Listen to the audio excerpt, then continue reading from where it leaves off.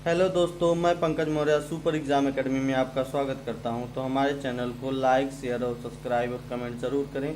तो हम आपसे निवेदन करते हैं कि हमारे चैनल को लास्ट तक ज़रूर देखेंगे। और चलते हैं पहले क्वेश्चन पे। केंद्रीय कैबिनेट ने ओबीसी के उपवर्गीकरण के लिए बने अध्यक्ष अध्यक्ष जस्टिस रोहिणी आयोग का कार्यकाल कब तक बढ़ा दिया है? कब तक बढ़ा दिया है? तो ऑप्शन नंबर बी 31 जनवरी 2021 तक। तो इसकी कुछ जानकारी ले लेते हैं। तो चलते हैं।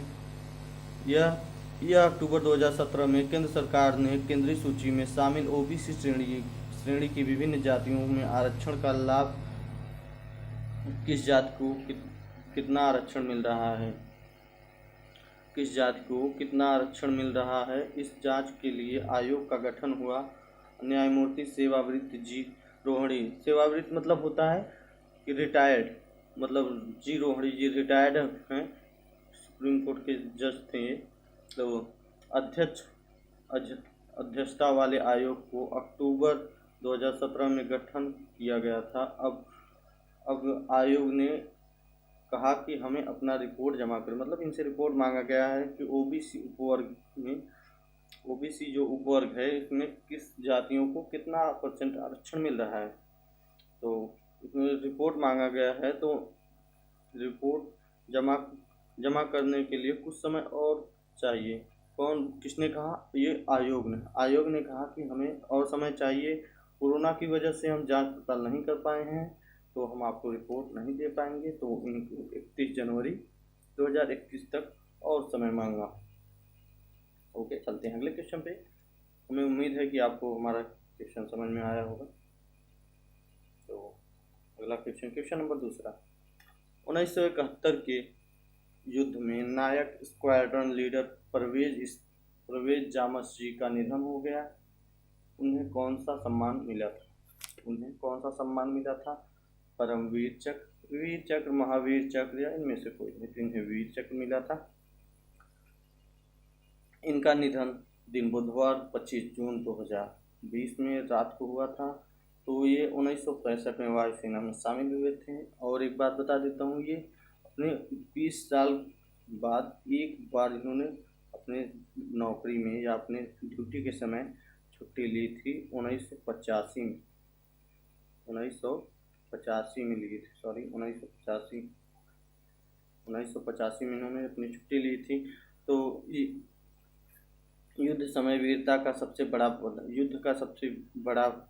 पदक होता है परमवीर चक्र, दूसरा महावीर चक्र और तीसरा वीर चक्र होता है। ये सभी युद्ध में पराक्रम के क्षेत्र में दिया जाता है।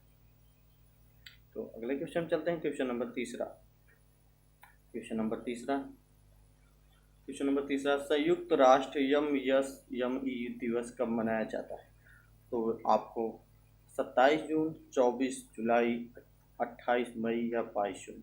तो आपका ऑप्शन नंबर ए हो जाएगा 27 जून। तो इसका फुल फॉर्म होता है माइक्रो स्मॉल एंड मीडियम इंटरप्रेसिंग, और इसको हिंदी में कहते हैं सूक्ष्म, लघु एवं मध्य उद्योग। तो इसकी वर्ष 2017 के बाद संयुक्त राष्ट्र द्वारा यह हर साल मनाया जाता है। 2017 के बाद से शुरू हुआ है ये। तो यह दिवस 27 जून को हर साल मनाया जाता है। वैश्विक अर्थव्यवस्था, लोगों को योगदान के लिए बढ़ावा देने के लिए मनाया जाता है। ओके, चलते हैं अगले क्वेश्चन पे। हमारे सुपर एग्जाम एकेडमी को लाइक, शेयर, सब्सक्राइब और कमेंट करें और अपने दोस्तों को जरूर बताएं। तो चौथा क्वेश्चन चलते हैं। क्वेश्चन नंबर चौथा। ईरान की Islamic revolutionary guards corps IRGC ने किस महासागर में अस्थायी बेस स्थापित करने का ऐलान किया? यह ईरान की संस्था है IRGC। तो यह कहाँ, किस जगह महासागर में स्थायी बेस बनाने का ऐलान किया है? तो यह ऑप्शन ए प्रशांत महासागर, बी अटलांटिक महासागर, सी हिंद महासागर, डी आर्कटिक सागर। तो आपका ऑप्शन नंबर सी होगा हिंद महासागर में होगा। क्यों होगा, चलते हैं देखते हैं दोस्तों। मार्च 2021 में हिंद महासागर में स्थायी सैन्य अड्डा स्थापित करने की योजना बना रहा है। कौन बना रहा है? IRGC ने कहा कि नेवी ने कहा है कि हिंद महासागर और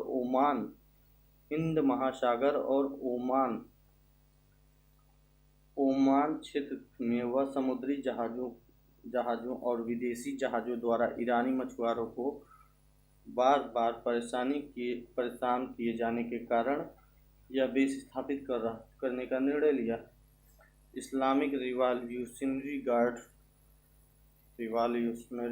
गार्ड कॉर्प्स IRGC के सैन्य सशस्त्र बलों की स्थापना 22 अप्रैल 1979 को हुआ था।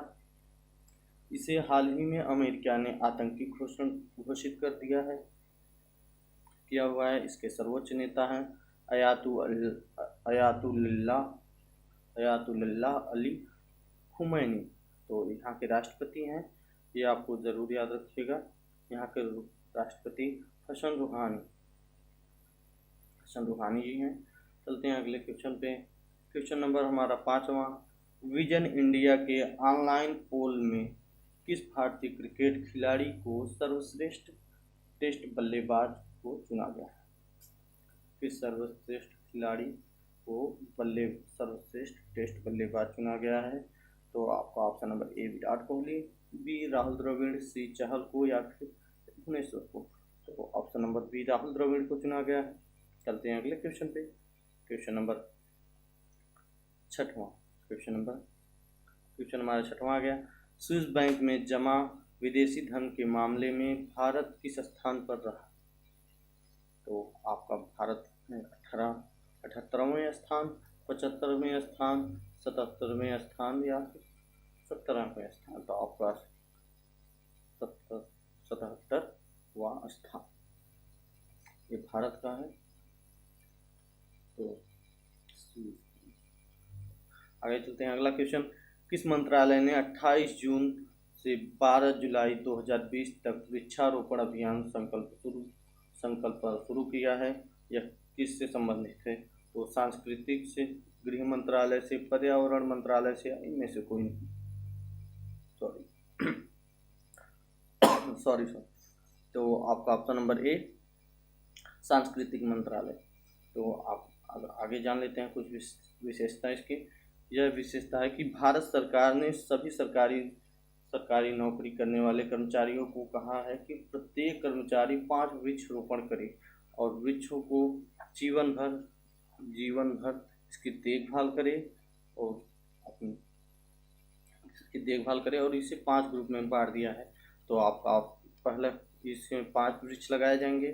तो पहला है बरगद, दूसरा आंवला वृक्ष है, तीसरा पीपल वृक्ष है, चौथा अशोक वृक्ष, 5वां बेल का वृक्ष। पांचों वृक्ष में से कोई भी वृक्ष लगाएं, लेकिन 5 वृक्ष अनिवार्य। अब चलते हैं अगले क्वेश्चन पे। Question number 8वां। पूजा और देविका पुल का उद्घाटन कहाँ किया गया है? दोस्तों जम्मू कश्मीर में किया गया है। ऑप्शन ए जम्मू कश्मीर में किया गया है या जम्मू कश्मीर में किया गया है। जो पूजा पुल है या डोडा जिले में है, और पूजा पुल डोडा जिले में है, देविका पुल उधमपुर में है। इसकी लागत 75 लाख रुपए है। यह ऑनलाइन उद्घाटन किया गया। किसने किया उद्घाटन इसका? केंद्रीय राज्य मंत्री जितेंद्र सिंह ने किया। तो चलते हैं अगले क्वेश्चन पे। हमारे चैनल को सुपर एग्जाम एकेडमी को लाइक, शेयर, सब्सक्राइब और कमेंट जरूर करें। अगर आप नए हैं तो हमारे चैनल को देखें। अब आगे चलते हैं। मेलबर्न क्रिकेट क्लब ऑस्ट्रेलिया की पहली महिला अध्यक्ष कौन बनी? तो आपका इसका होगा ग्लेना मैरी जैक्सन या क्लेयर कुनोर या इनमें से कोई नहीं। तो आप ऑप्शन नंबर सी क्लेयर कुनोर। अगले क्वेश्चन चलते हैं। Question number 10वां। पंजाब की पहली महिला मुख्य सचिव कौन बनी है? पंजाब की पहली महिला मुख्य सचिव कौन बनी है?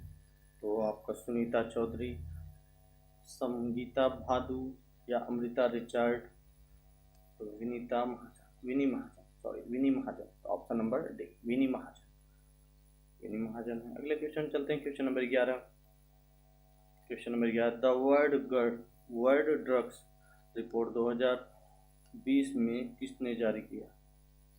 द वर्ल्ड ड्रग्स रिपोर्ट 2020 में किसने जारी किया? तो संयुक्त राष्ट्र ने, जापान ने, भारत ने या रूस ने? तो आपका ऑप्शन नंबर है संयुक्त राष्ट्र। अगले क्वेश्चन चलते हैं, क्वेश्चन नंबर अगला।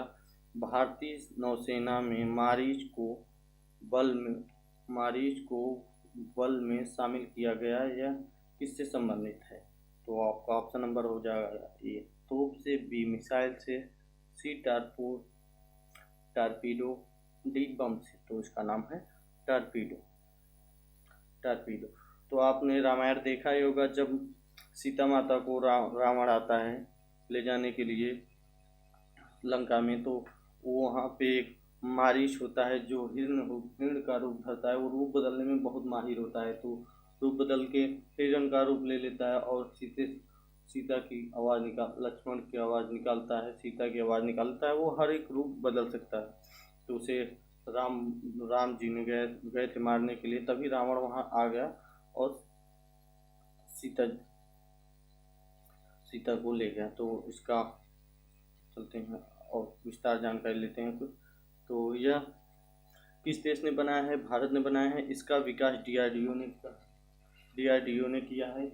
यह डिफेंस रिसर्च एंड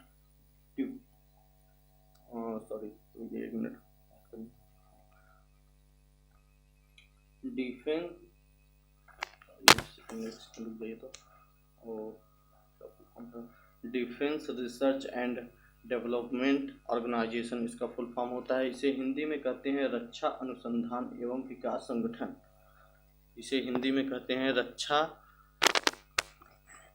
रक्षा अनुसंधान एवं विकास संगठन कहा जाता है इसे। तो यह समुद्री जहाज़ों पर वार होने से बचाएगी और दुश्मन देशों को भ्रमित करेगी, अपने देश बचाएगी। तो अगले क्वेश्चन चलते हैं, क्वेश्चन नंबर 13। नासा के मुख्यालय भवन का नाम किस नाम पर रखा गया? नासा के मुख्यालय भवन का नाम किसके नाम पर रखा गया? तो मैरी डब्ल्यू जैक्सन, ऑप्शन